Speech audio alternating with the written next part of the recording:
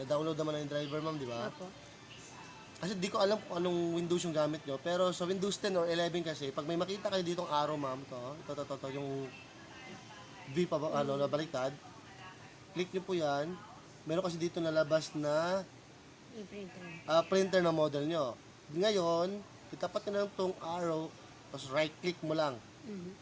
Pag merong lumabas na, na yung model nyo, right click nyo, may lumalabas po dyan na nozzle check cleaning, head cleaning, mga ganyan. Click nyo lang po yan, tapos ulit nyo lang, 4 lang yun, head cleaning, nozzle check, ganyan. Ano pa isa? Alignment. Pero dito kasi sa Windows 11, or kung sa 10 nyo ma'am is ganito rin, hindi makita doon, punta kayo dito sa may, search mo yung control panel. Control panel, enter. Click nyo lang po yung view device and printer. Click. Dito kasi ma'am, iba yung ano niya eh. Yung style nito sa Windows 11 is lalabas yung settings. Hanapin nyo po yung printer and scanner. Click nyo po yung side. Hanapin nyo po yung model nyo. Yan, maraming option yan. Pero hanapin natin yung sa inyo, 3210. Sa side ulit. Okay. Meron ditong hardware and properties. Dito kasi meron ditong print properties. Print test page. Okay, pag print ma'am, magpiprint lang yan. Automatic yun, sir. Tapos kung dito naman sa hardware and properties, tignan natin dito. Click mo lang tong side.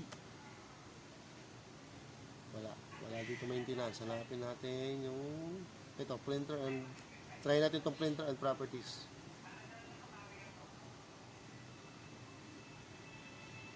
Wala rin dito. Hardware and properties naman.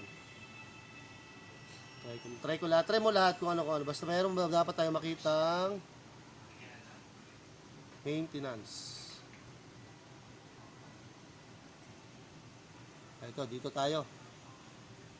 Anong program yun? Dito sa more and device, okay? More and device. Click na yung side. Ito ma'am, lalabas. Hanapin nyo lang yung printer nyo dito. Tapos, right click.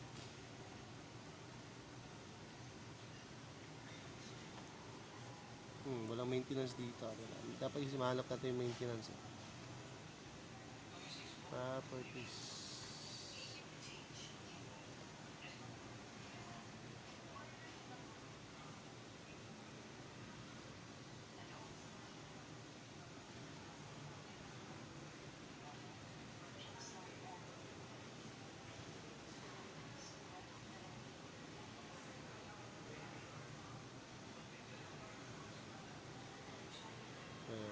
Ayun, hanapin ko muna dito yung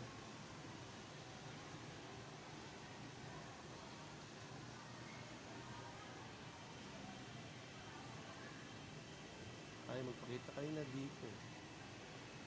Yun. Dito pala sa ano. So, dito pala sa printer and properties pala siya. Click natin to. Preference. Reference. Yan. Ayun siya ma'am, may maintenance dito sa taas, oh. Click mo yung maintenance, yan. Lalabas yan.